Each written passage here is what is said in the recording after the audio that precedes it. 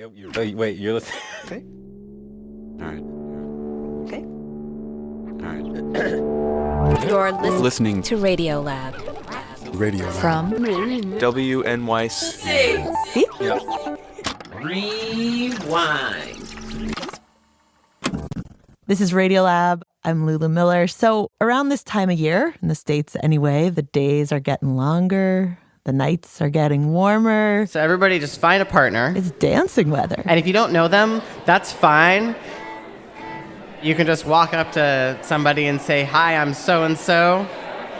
Will you dance with me?" You know, time for weddings and hoedowns and, of course, the great American tradition, square dancing. But whose American tradition is it? As we come up on July 4th, a time to ponder our Americanness, we are rerunning a piece from the archives that gets into the surprising roots of square dancing. It comes from the wonderful producer and reporter, Tracy Hunt. Tracy, we love you. We miss you. In conversation with Jad. And it actually begins. If anybody needs a partner, just raise your hand and then look around for other hands that are up. With the two of them hosting an actual square dance. So here we go. Join hands and circle left. Back to the right, don't take all night. A little while ago, Tracy and I threw a dance party over at a place called the Bell House. That's in Brooklyn. We had a live band. Oh, the way back, left hand star. We had a caller named Alex Kramer. We swung our partners around. You swing mine and I'll swing yours. We do-si-doed. We dove for the clam. I'll swing mine, you swing yours. We might have even shot through the hole in the old tin can. Join hands in that pretty little ring. One couple make an arch. Duck for the oyster. There were about 100 of us there that night, learning the very American art of square dancing. But, you might be asking, why would we do this? Why would Radiolab do a square dancing event in Brooklyn in 2019? Well, it's Tracy's fault. Why can't I hear anything? Oh, ha! It's not plugged in. Oh. It all goes back. I need to find a freaking adapter. Oh, here they are. To a conversation Tracy and I had in the studio before we ever got up on stage together. Okay. So square dancing. Lay it on me. A dance that I should say before I started reporting this story I'd never seen. I kind of knew about it. Saw it in the musical Oklahoma. It was inflicted on me in grade school. I know. But I think that's just an inheritance from growing up in the South. Well, actually, no. It's not just a Southern thing. Besides the fact that it somehow missed me in Miami, it was taught in pretty much every other school in the country. Huh. Quick scan of the audience. How many of you had to do square dancing in school? That's something that we actually confirmed later at the event. Oh my God, so many of you. Wow, most of the audience. I feel like that was most of the audience. But the thing is, it doesn't just stop at schools. Square dancing is the state dance, or the state folk dance, in about 30 states. 30! Alabama, California, Idaho, Maryland, Oklahoma, Texas, Washington, and on and on and on. And on top of that, it's been pushed in front of Congress on 2 separate occasions where people fought to make it the national folk dance of America, elevating it right up there with the bald eagle. By the way, that's a red-tailed hawk because eagles do not sound as cool as we think they do. And, square dancing isn't exactly what we thought it was either. I mean, it didn't really kind of mesh with my idea of America exactly. But when I started digging and I went super deep, I gotta say it kind of messed with some of my ideas of my America and your America and our America. Okay.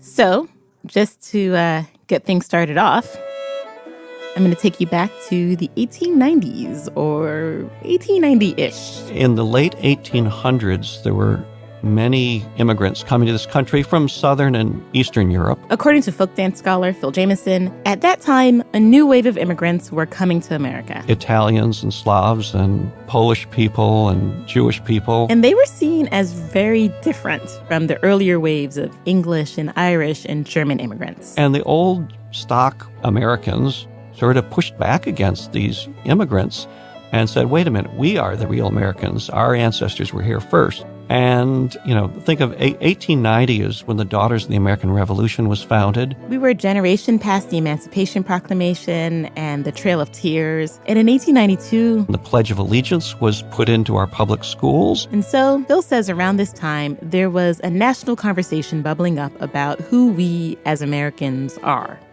Like when we say us, who is us? Well, according to Phil, one answer to that question came from a music scholar. An English ballad collector named Cecil Sharp, who came to the Southern Mountains. From about 1916 to 1918, he went all around the Appalachian Mountains in the southern U.S., visiting families, sitting on front porches, and asking people to sing. Remember the other day when you in town a drinking. And was astounded that people were still singing old British ballads that had long since died out in England. They were singing about Barbara Allen, and they were singing about lords and ladies and milk white steeds and bloody daggers and all that. Now, this was interesting to him because Sharp's idea, and he wasn't alone in this, is that the people living in southern Appalachia, the white people living there, these people had been isolated here in the mountains for generations. And were therefore the keepers of the purest Anglo-Saxon heritage in America. And when he was in eastern Kentucky, he came across that pure heritage in dance form. He came across some people doing a square dance it was a demonstration for him. And the thing about this dance that he was seeing, it had some elements of French dances. French cotillions and quadrilles. Where 6 couples would be in some sort of formation, holding hands, moving in a circle, but also parts of it that looked like old Scots-Irish and English country dances, where couples would link arms and skip around each other, then make arches for other couples to duck through. So all of these different moves were coming together in this one dance he was seeing happening right in front of him.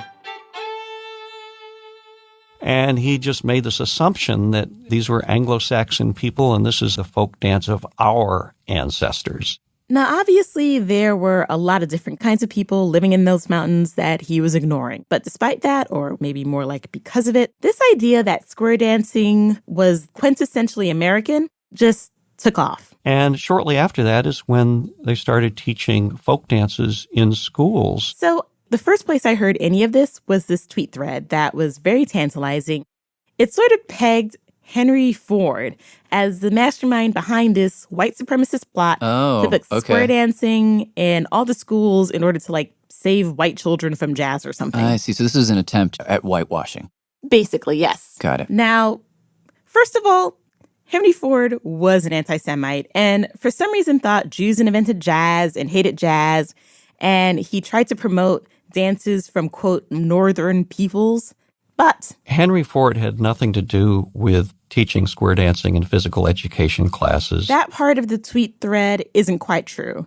But the whitewashing part isn't exactly wrong. It was actually one dance educator in Michigan, Grace Ryan in Michigan, who started teaching the square dance as a way to assimilate the children of European immigrants to be true Americans. More teachers picked it up. She wrote some books.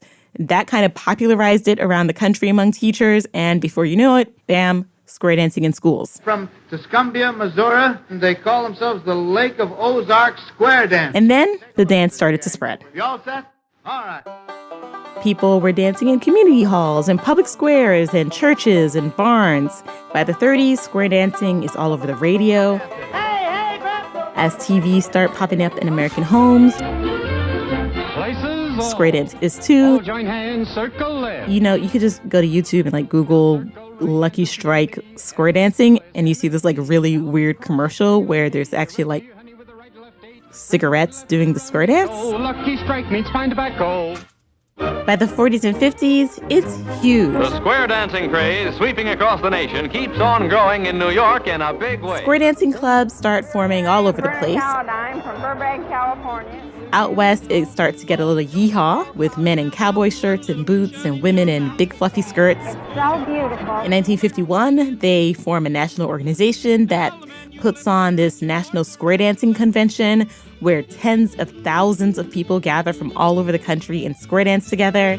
Square dancing is part of the heritage of the United States, born with the very birth of the country. And then the Square Dancers of America want something from Congress. They want their dancing, square dancing, officially named the National Folk Dance of the United States. These groups went to Congress to say that square dancing should be the American dance. Square dance is indeed uniquely American.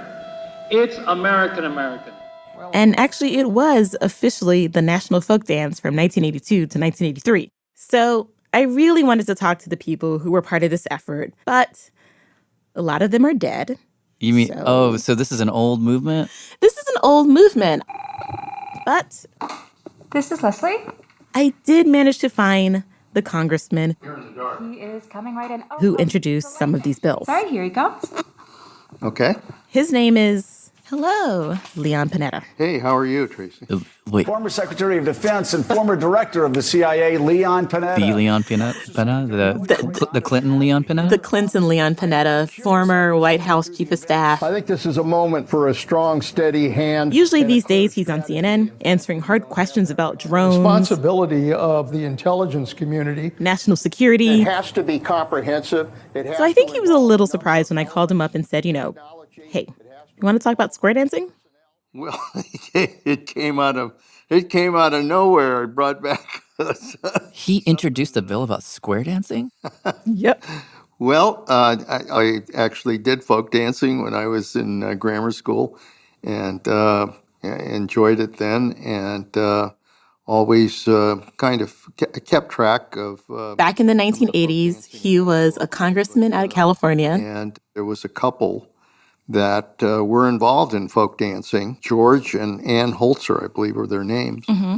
And he had some square dancers who were very supportive of his campaigns. So it was very much a politically kind of favorish type of thing. They came to me with the idea. But he was actually pretty kind of passionate about it when I was talking to him. Oh, yeah. I thought it made sense to try to establish and recognize it as the national folk dance. Well, on the face of it, all that sounds harmless enough. But wait a minute. There was this kind of immediate and very muscular opposition to this bill. This House subcommittee today suddenly discovered that about the only people who would be happy to commemorate square dancing are square dancers. One by one, dance historians, folklorists got in front of the mic and said, "You got to be kidding me. To make folk dancing a national dance, to me, would be a slap in the face to other arts. This makes absolutely no sense. This is a nation of immigrants. The United States is a country filled with a lot of different kinds of people from a lot of different parts of the world. To single out a dance that represents even a very small fraction of British origin immigrants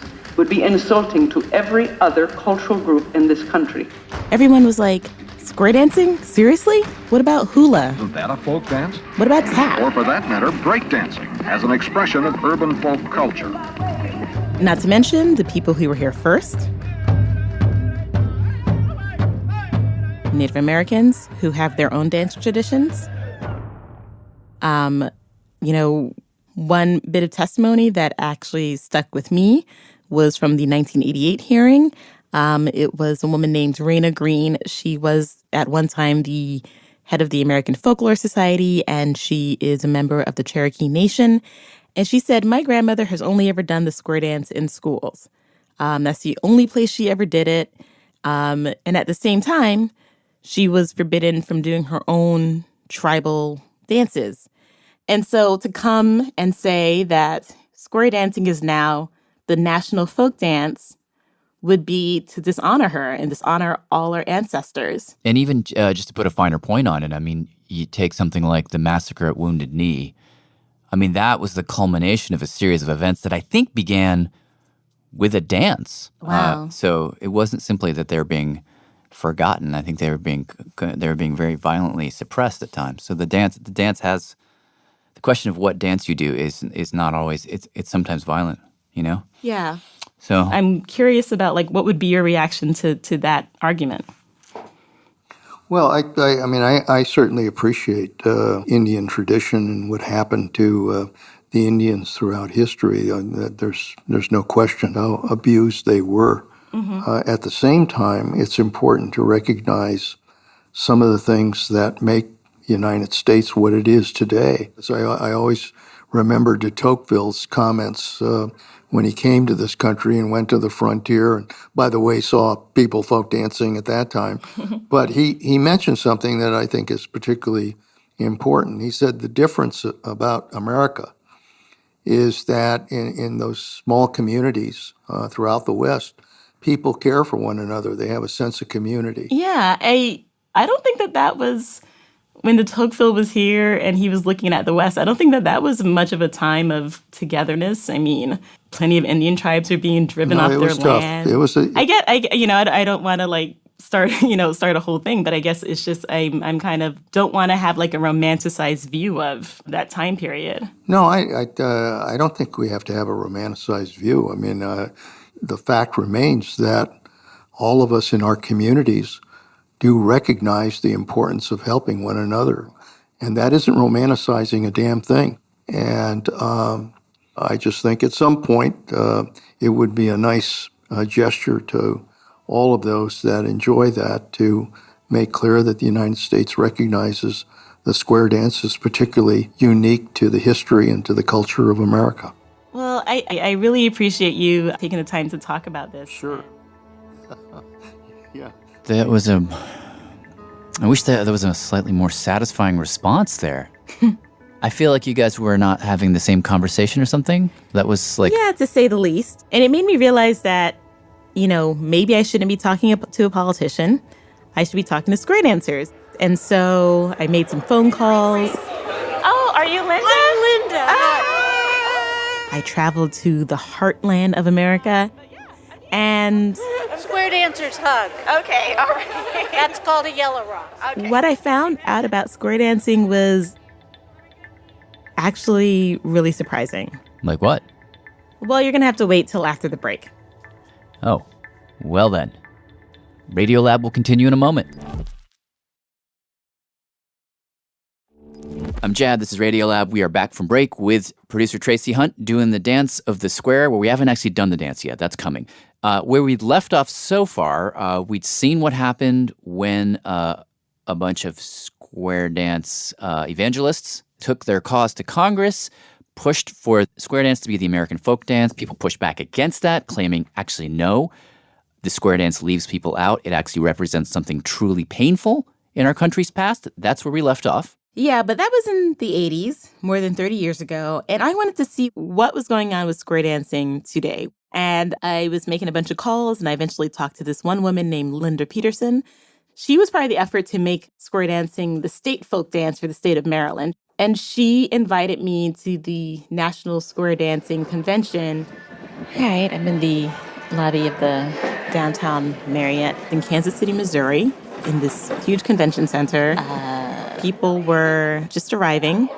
They had their suitcases. You can see they were bringing in these costume racks, I guess, filled with big, huge skirts, Western shirts, cowboy boots, lots of glitter, lots of crinoline. And anyway, Linda and I had planned to meet in the lobby of this hotel. So hopefully she will notice that I'm the person with the big fuzzy microphone. Also the black one. I will say that I did find black square dancers there. You did? I counted while I was there about 11. Out of how many? About 3,000.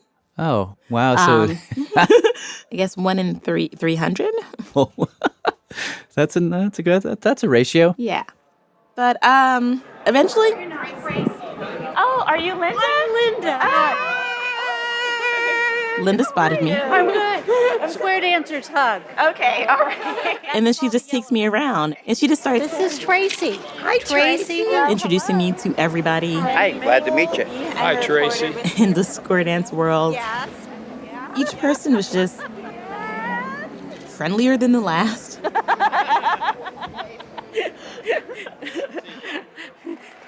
There was an opening ceremony, Dear Heavenly Father, we gather this day. some speeches, a prayer. Delight in happiness and fun. Eventually, we did finally get to see some dancing. And it sounds like this. Walk all around your corner, girl, seats all around your own. Show hands, circle to the left or wow. right on your own. Oh, now the men start by the right, they're gonna roll. And there's these super complicated calls, and instead of a traditional fiddle band with a banjo and so on, they're actually playing 80s pop hits. Wow. And this is actually common. I talked to this one caller who was like, yeah, I use J-Lo sometimes. And really? Yes. I actually walked into one room where they were using Leonard Cohen's Hallelujah.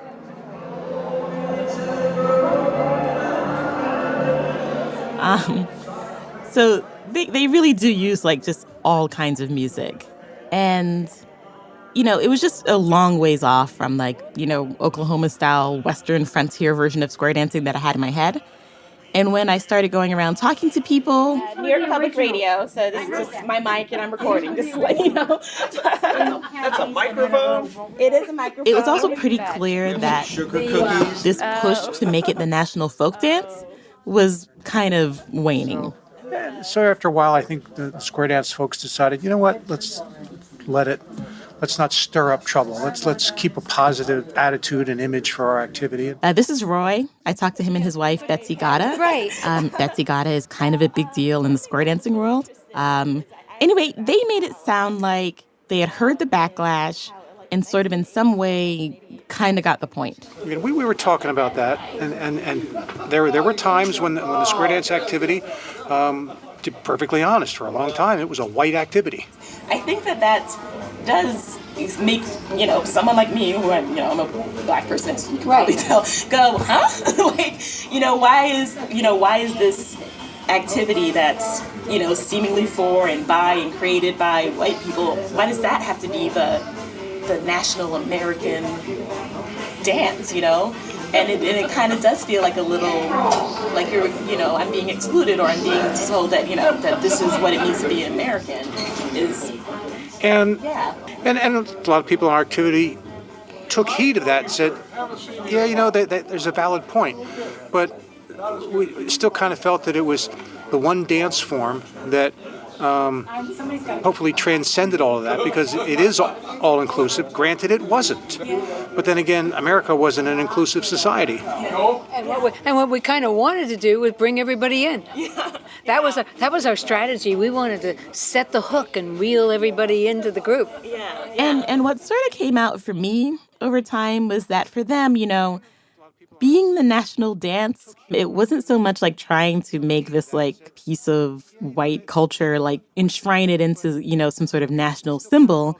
It was more about good marketing, to make square dancing better, to get more people and keep them. Numbers are declining. Yeah. And so, because... Interesting. So for their idea was this is a way to... it's not about let's whitewash America, or maybe it was, but that wasn't the sort of spoken idea. It was more like let's not die. Yeah. And while I was there, they really made a point about how square dancing is really, really just open and inclusive. What makes it unique to us? This is Dana Shermer. He was the president of Radiolab. That's the group that trains all the callers. And he's also the guy who said he uses J-Lo sometimes. I think when you hear the music, and the first time you step in there and touch hands, the magic just goes right through your hands. You can just feel the warmth and the friendliness of all the people in this group with you. Like you come into the square, and you don't care who they are, where they came from, or what happens. Nobody knows anything about anybody else. But you all have to work together. You're in the group, and you're going to have fun. Yeah. And I'm an accountant. I don't go out there looking for accountants. I go out there and get in the square, and what you do? I'm a farmer, I'm a doctor, I'm a lawyer. It doesn't matter. We have all kinds of people, and we're all going to dance together. Yeah. It's a teamwork. You're doing something together as a team. Yeah, it's like an equalizer. Yeah, also. We're all together. This was something that I heard over and over and over again, that square dancing welcomes everyone. It doesn't matter who you are. You don't worry about sexual orientation. You don't worry about color. Yeah. You don't worry about where they're from. All you worry about is, can they square dance? Can they help me have a good time square dancing? Yeah. That's all that matters. So now I can remember when we, the square dance world, were making some strides in opening out. In 1965, which was the year of Martin Luther King's march from Selma to Montgomery, the National Convention was in Dallas, Texas. And I was there, and the country in the South was scary enough. We drove through the South in a car from New Jersey, and for a while we were followed because they thought we might have been outside agitators who were going to register people to vote or something. Wow. And we were just a family coming back from the Square Dance Convention. But for some reason, and I do not know the background, that was the year that a group of African-American dancers from, I believe, the Detroit and or Chicago areas decided to attend the National Convention. This could have been very scary in that atmosphere, but they were very smart. And I watched them. I was just out of high school, and I watched them. And what they did was they never entered a square uninvited. They started a group. They'd stand on the floor and put up their hand with 3 fingers up, which means we need 3 couples, and let people come to them who would be comfortable dancing with them. Yeah. And they never forced the issue. If 3 couples needed a 4th and they all said, come and join us, they would fill that square. And there was not a single problem at that convention. And the African American dancers have been part of the activity since then. I'm gonna let y'all go. Thank you. Yeah. Thank you. Then the line and 3 screw just in case. Huh. I mean, walking away from that visit, what did you make of all that? Of the convention, the whole thing? Well, it was a great experience. I felt very welcomed and everyone was really, really sweet. But, it still kind of felt like it was welcome and come do our thing, Yeah. And I have talked to some Black square dancers and LGBTQ square dancers who, didn't want to go on the record with me, but they've said, we don't really feel comfortable coming to this convention every year. And all that to just say that, it just doesn't really necessarily feel like it could be like my dance. It's still kind of their dance. Yeah. But I talked to Phil Jameson after I went to the convention. And Phil, if you remember, he was the guy who told us about Cecil Sharp in the mountains and kind of the traditional story about where square dancing comes from. And during that conversation, he really kind of upended this whole idea of my dance or our dance and their dance. I spent about 10 years of my life as a professional musician and dancer. So Phil was actually a musician and dancer for a long time, and he was actually part of this clog group called the Greengrass Cloggers. I was on the road for 7 years with that group, and we traveled all over the U.S. and overseas as well. And he says a lot of times after these performances, people would come up and ask him, where did these dances, these folk dances, like the square dance, where did it come from? And I'd go and look in books and try to read up on the history of these dances. And all the books that were out there, square dance books, just talked about the British Isles and the hardy pioneers coming to the mountains with their dances. And, they would basically tell the same story that he told us, Cecil Sharp and how this dance is a combination of French and English and Irish dances. But at a certain point, Phil says, it just didn't seem right to me because the population of Appalachia has never been pure white Anglo-Saxon. It's always been a mix. Of course, there were Native American people there to begin with, but there were enslaved people with the earliest settlers. And there was slavery throughout the Southern Mountains. And, when you look at the musical traditions, the fiddle is accompanied by the banjo, and that has African roots. And you look at the vocal traditions. When I first come to this country. Yes, people still sing the old British ballads, but they also sing gospel songs, blues songs, Tin Pan Alley songs, and minstrel songs, all kinds of things. So around 2001, I just started digging into it, and I just wanted to get to the bottom of the story and, figure it out. So Phil would end up spending 14 years looking at letters and travel narratives, historical accounts, and dance manuals, anything he can get his hands on. And what I discovered was there was an evolution of the dances that occurred during the 19th century, and they're basically a multicultural hybrid. that have elements of dances from the British Isles, reels, and there's African American and Native American influence as well, all in the mix. Oh, well, what does he mean? Does he mean... Well, he means that they were all doing these dances, not just white people. This was shared culture back in the day. You'd find African American folks dancing these dances and white folks dancing them and Native American folks were dancing them. And things from their own past would creep into this dance. For example, there's this one move in square dancing where you have one dancer in the middle. And some people think this is actually related to something called the ring shout, which is like a traditional dance from West and Central Africa. And, you know, the crazy thing is that he told me, the thing that makes the square dance, dance calling itself comes from the Black tradition. Black Betty, Black Betty. There's no evidence that ever happened in the European dances, but there's a lot of call and response in African dances. And the earliest dance callers were all black fiddlers who were playing for dances. Basically, Phil told me that when you were back in Europe, the way you learned these dances is that you had a dancing master, you had a dancing school, you go to these schools and you learn all the steps. Yeah. But when you came to America, to colonial America, there weren't as many dancing masters and dancing schools to go around. And so the way that the fiddlers who were performing at these dances could tell people what the next move was to call it. And this was a way for people who didn't go to dancing schools to be able to do the dances. So you discovered that square dancing is a melting pot of dances. Yes, square dancing is definitely, a so-called melting pot dance. But what happened by the 20th century is these traditions became whitewashed.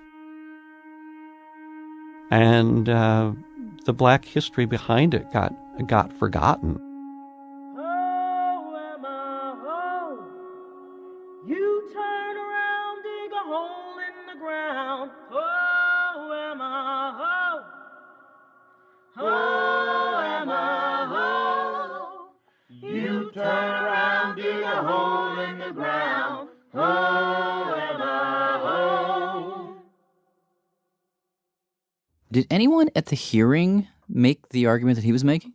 No, this is something that he's kind of discovered in the last few years. It is interesting because now you're like, maybe it should be the national folk dance. But I don't know. I mean, does that still feel like someone else's dance that you just now have a small side role? I still don't think that square dancing should be the national folk dance. But and I told Phil that, but I was like, if you told me that, Black people had something to do with this dance, that Native Americans have something to do with kind of the development of this dance.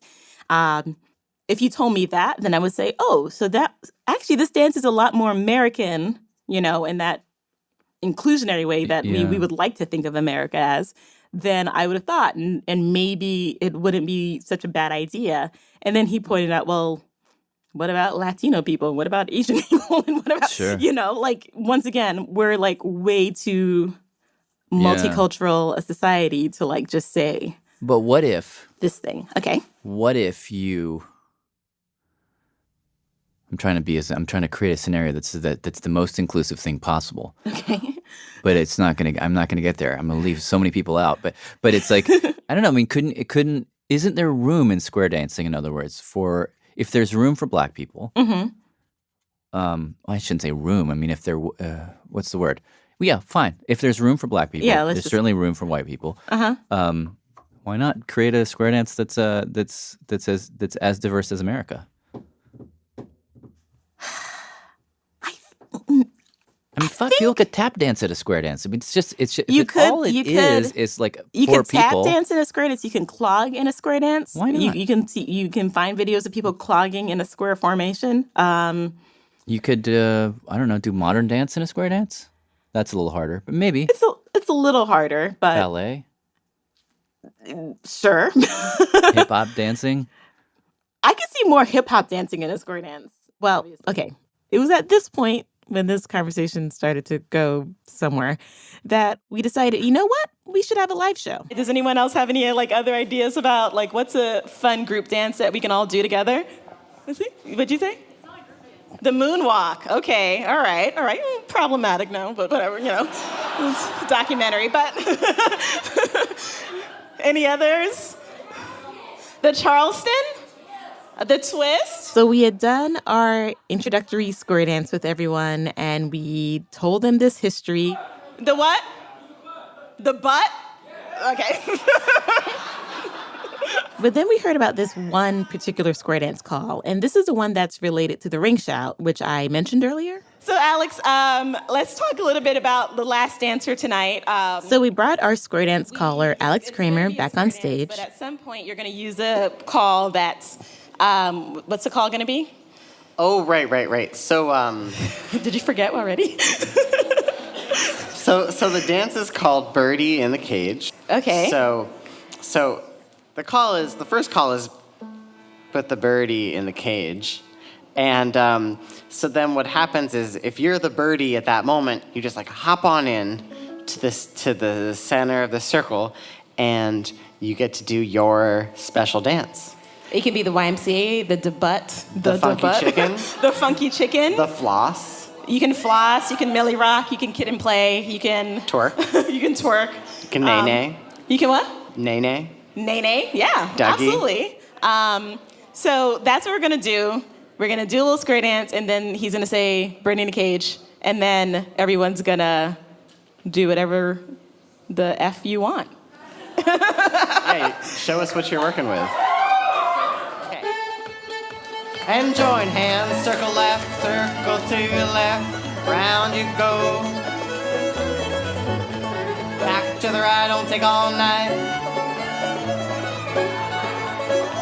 Go into the center with a great big shout. Do it again, do it again. Swing your partner all about. Promenade, promenade, go around the town and you'll wave it upside down. Were you dancing? Yeah, I was trying to. Couple one, let's have some fun. Couple one, go out to the right, circle left with couple two, Birdie in the cage. Couple one, couple two, circle. I remember it was just chaos. It was like crazy chaos. Bird hop out and crow hop in. Because like he was doing these calls and we were swinging around. And like you kind of want to get your dance going in the middle, but then you don't have enough time, and then you throw off the rhythm, and then suddenly it all falls apart. But then he'll do a call, and everyone snaps back onto the beat. Circle to the left. Birdie in the cage. Yeah, I was standing off. I had gotten off the stage, and I was standing off to the side, leaning against the wall, and trying to just stay out of people's way because there was a lot of limbs flailing around. Yeah, there was. From where I was standing, when people got into the middle, when the birdie got into the middle of the cage, the birdie was usually just hopping around and jumping up and down. Because you didn't have much time. You're just like, I got to do my thing, and then I got to get out. Circle and around you go. Last chance. Birdie number 4, show us what you're working with. And so whatever our national dance is, I guess it's just people hopping around a lot until it's not their turn to hop around anymore. Now swing your partner all about. Yeah. It was just a hot mess. But it was the happiest hot mess I've been a part of in a long time.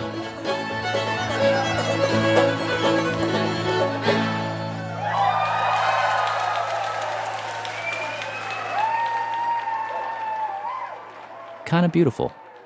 Yeah. Really beautiful. One more thing. You know, as I was going through all this, I kind of just stumbled into this community of African-American musicians who were really embracing this kind of, this old-time music, this folk music, and really reclaiming it. And one of those musicians was Jake Blunt, and he actually performed for us at that live event. He is a fiddler. So you're going to perform a song for us. Can you tell us a little bit about it? Yes, it's called Poor Black Sheep, and it comes from a black banjo fiddle duo, Nathan Frazier and Frank Patterson, who were from Nashville, Tennessee, were recorded in, I think, 1946. And I learned this tune from them via my teacher and friend Rhiannon Giddens. So I thought it'd be a really cool idea if we just, like, played his song. Yeah, totally. and say thank you, Jake. I loved his description. That I keep thinking about when he said when he plays, it's like his brain moves into his arm. Because I was like, when you hear this, and you're like, oh yeah, he's just all arm.